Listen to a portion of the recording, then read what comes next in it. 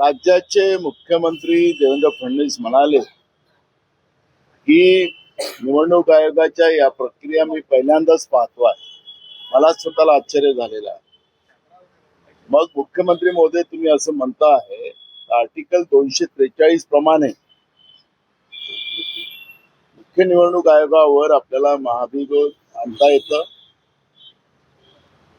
आम्ही तुमच्या बरोबर आहे. या पद्धतीची प्रक्रिया तुम्ही काय आम्ही पण पहिल्यांदाच पाहतोय.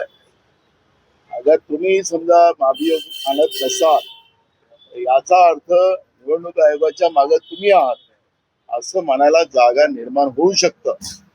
आणि म्हणून मी आपल्याला या निमित्तानं राज्यामध्ये स्थानिक स्वराज्य संस्थांच्या निवडणुकीमध्ये जो घोळ निर्माण झालेला आहे, उमेदवार आणि लोकांमध्ये जो मनस्ताप निर्माण करण्याचं काम निवडणूक आयोगाने केलेलं आहे, अशा निवडणूक आयोगावर महाभियोग आणून त्यांना त्याची उचलबांगणी केली पाहिजे आणि त्यांच्यावर कारवाई केली पाहिजे आणि आर्टिकल 243 प्रमाणे आपल्याला करता येईल.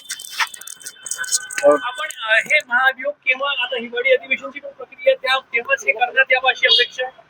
स्पेशल अधिवेशन बोलवावं कारण की लोकशाहीमध्ये निवडणुका ह्या महत्वाच्या असतात आणि ज्या पद्धतीनं निवडणूक आयोगाची मनमानी मग केंद्रीय असेल की राज्य असेल, हे निवडणूक आयोग ज्या पद्धतीनं मनमानी करतात, लोकशाहीचा दिवसाढवळ्या गळा घोटतात आहेत आणि लोकांमध्ये आता ज्या पद्धतीची मानसिकता निर्माण झालेली की लोकशाहीचाच निवडणूक आयोगाच्या माध्यमातून खून केला जातोय आणि म्हणून जनतेमध्ये त्याची चीड निर्माण झालेली आहे.